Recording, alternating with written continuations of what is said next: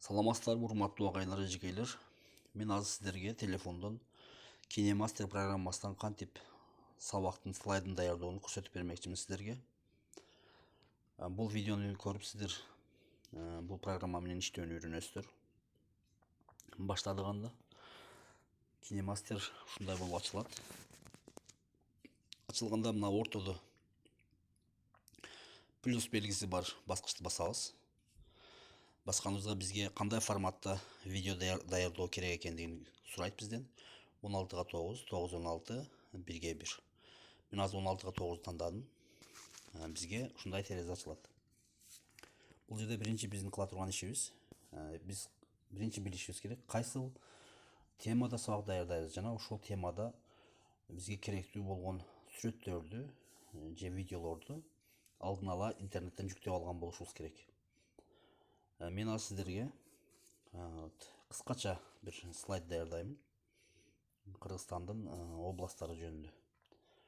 Ошондо мына бул жерде мультимедиа деген баскычты басам. Басканда менин телефонумдагы бүт папкалар ушул жерге ачылып атат. Мен бул жерден эми Кыргызстандын областтары, мисалы биз билебиз, Кыргызстанда 7 област бар. Кыргызстандын картасын мен бул жерге Кыргызстандын картасы мен мурда жүктөп алгам, ошону азыр бул жерге түшүрдүм.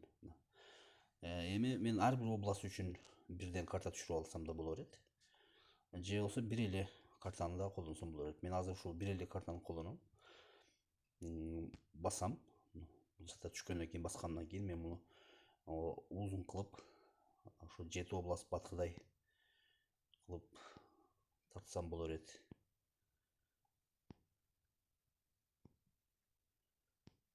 Эми мына буга биз бир чекеден областтарды түшүрө беребиз. Бир чекеден түшүрсөк, мисалы Баткен облусу. Баткен облусу деген жазууну жазам азыр мен биринчи. Бул жерде мына тегеректин сол жагында слой дегенди басабыз. Слой дегенди басканыбызда ушундай бизге инструменттер чыгат. Бул жерден Т деген жазуу, бул текст. Тны басам жана Баткен облусу деп жазам. Баткен облусу. Окей. Мына Баткен облусу деген жазууну жаздым. Мен муну Баткен облусунун тушуна алып келдим. Эми бул жазуунун өзүн өзгөртүшүбүз керек. Шрифтти өзгөртүш үчүн ал жерде А деген басып туруп, шрифтти өзгөртөбүз. Мына эми шрифттин цвети, түсүн өзгөртүш үчүн мындай кылабыз. Кызыл менен жазылып калды. Азыр ушул жерде жакшы көрүнбөй жатат. Ошон үчүн мен бунун сыртына контур сызам. Контурду кылабыз. Түсүн өзгөртсөк болот мындай кылып. Баткен облусу анимация беребиз буга. Мына анимацияны берсем, мына Баткен облусу деп жазылды. Демек, ушул жазуу мына слайдда ушунча жерде эледи. Слайдда ушунча жерде эледи. Муну биз аралыгын узартып койсок болот. Аралыгын узартып. Эми бул жерге Баткен облусунда бир сүрөт Айгүл гүлүн кое турган болсом, мына жерде эң үстүндө бул чоң сүрөт болгондугу үчүн биз муну кыркып алабыз биринчи. Кыркып, обрезка менен кыркып туруп, кыркып, кичинертирип,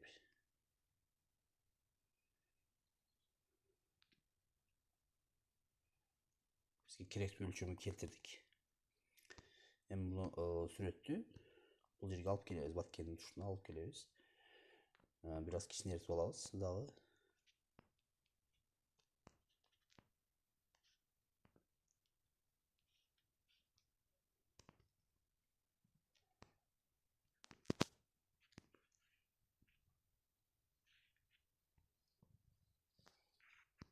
Чоңураак болуп калыптыр, дагы кыркабыз.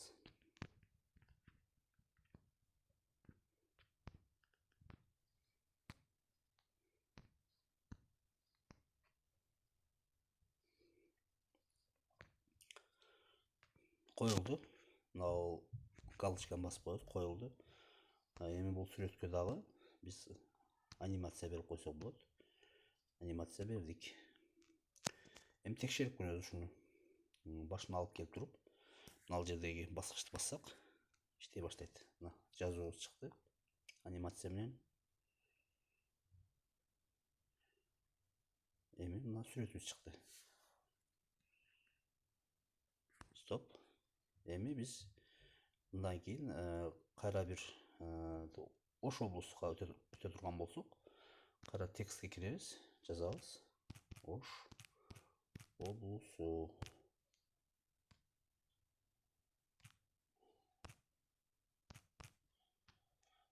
Ушундай эле жол менен биринчи шрифтти өзгөртөбүз. Түсүн өзгөртөбүз.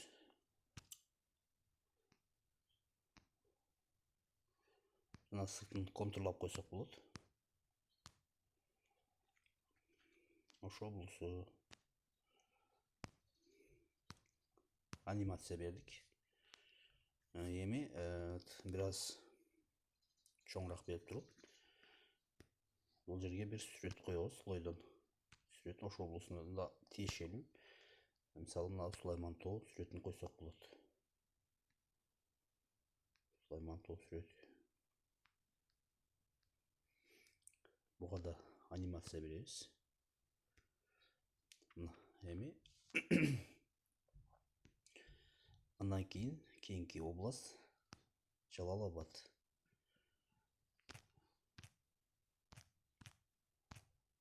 Жалал-Абад облусу.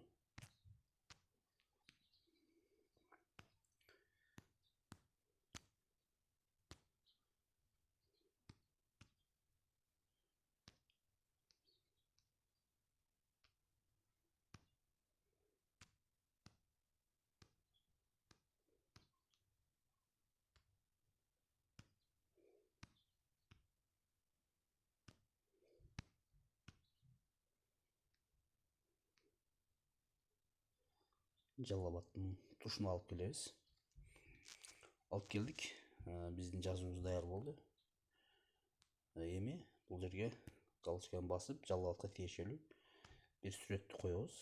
Мисалы, мына Сары Челек көл койсок болот. Сары Челек көлү чоң кичинертебиз. Кичинертип, анимация беребиз. Коюлду. Мына азыр биз 3 областты даярдап болдук. 3 областты даярдадык. Эми андан кийинки область Нарын областы деп коелу. Нарын областы.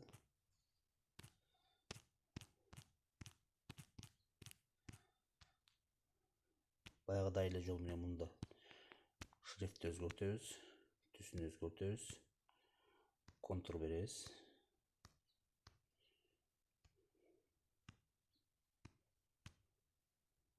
Ошондой эле анимация беребиз.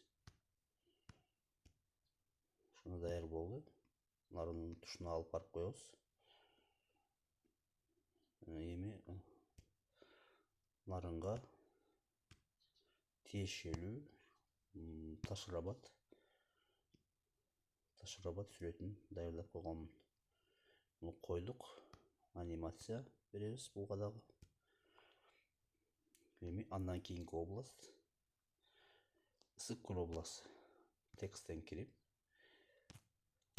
Ысык көл облусу деп жаздык. Жазууну Ысык көлдүн тушуна алып бардык. Шрифтти өзгөртөбүз. Түсүн өзгөртөбүз. Анимация беребиз. Ошондой эле контур берип койсок жакшы көрүнөт. Анык көрүнөт. Эми буга бир аз чоң узартып туруп, кийинки фильтр слойдо мына Ысык көлгө биз Ысык көлдүн сүрөтүн бар менде. Ысык көлдүн сүрөтүн алып келип коебуз. Анимация берип коебуз. Болду. Эми кийинки областка өтөбүз. Чүй облусу. Чүй облусу. Окей. Түзүүгө алып барабыз. Шрифт өзгөрттүк. Цвет өзгөрттүк. Анимация беребиз. Ошондой эле контур берип коебуз сыртына. Контур берип койдук. Мына.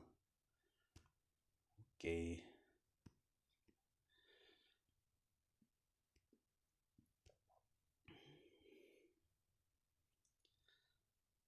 Слойду басып, буга сүрөт коебуз.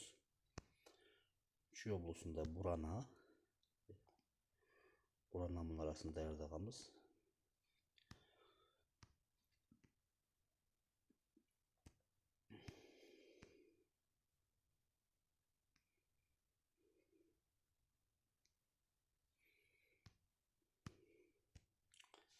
Даяр болду. Эми акыркы область, бул Талас облусу. Талас облусу. Таластын тушуна алып барабыз. Шрифтти өзгөрттүк. Түсүнү өзгөрттүк.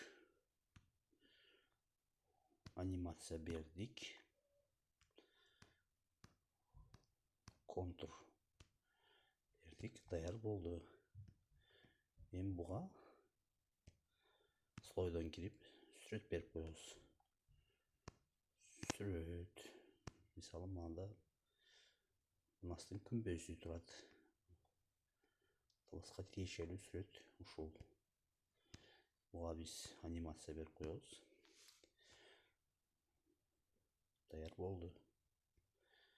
Мынтип карасак, бул жакта биз көбүрөөк кылган экенбиз. Эми бул жерде бир аз кыскартып коебуз. Барабар кылып.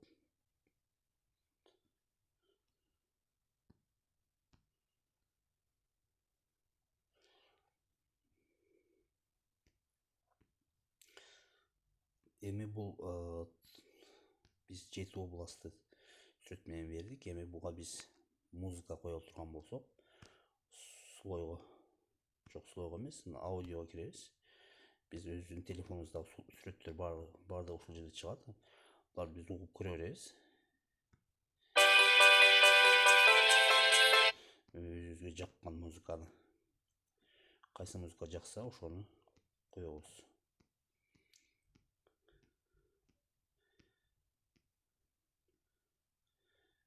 Мисалы мына музыканы коюп көрөйүн мен. Плюс белгисин басабыз. Баскандан кийин галочканы басабыз. Бул музыка коюлду. Эми текшерип көрөбүз. Музыка ушул биз даярдаган роликтин акырына чейин жетет экен. Башка музыка коюунун кереги жок. Эми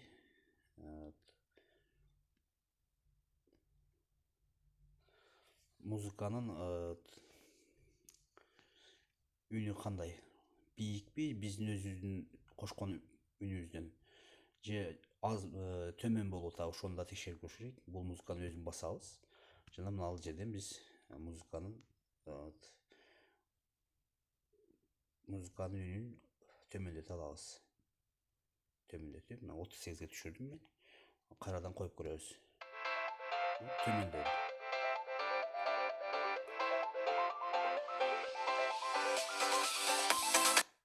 Эми ушул жерде голос, ушуга катар эле голосту кантип кошобуз? Голосту мисалы мынабул тегеректин эң астында голос деген турат, ошону басабыз. Басканыбызда мындай терезе чыгат. Стартты басып туруп сүйлөй беребиз. Мына бастым стартты. Баткен облусу.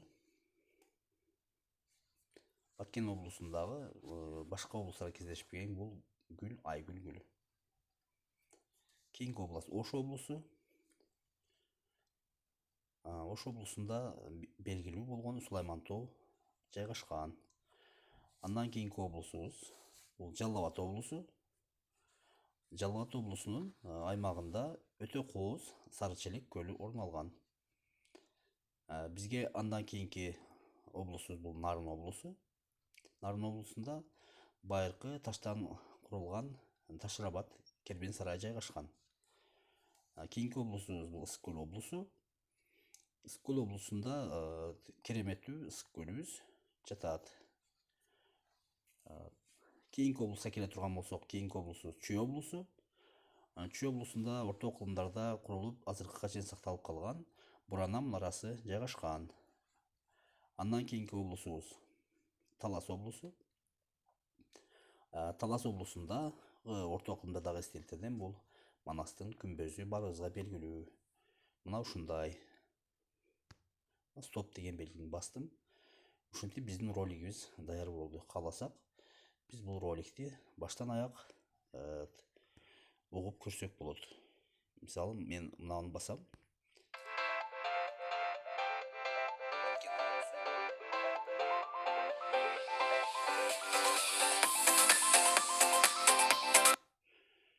Бул жерде менин үнүмдү музыканын үнү басып калганда көрүнүп турат. Демек, музыканын үнүнү биз кайра төмөндөтөбүз. 38 бийиктик кылат экен. 6га түшүрүп коеюн. 6га түшүрдүм. Кайрадан угуп көрөбүз.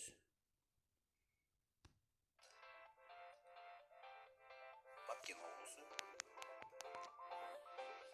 Баткен облусундагы башка облустар кездешпеген айгүл.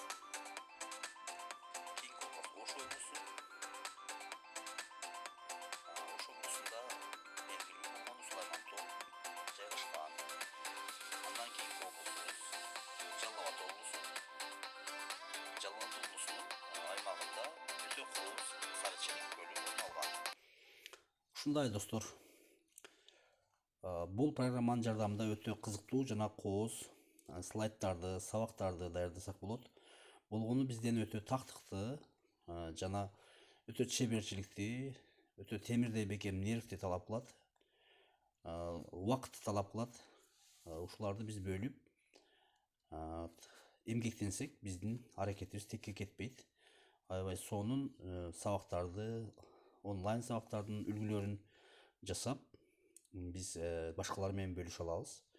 Көңүл бурганыңыздар үчүн рахмат.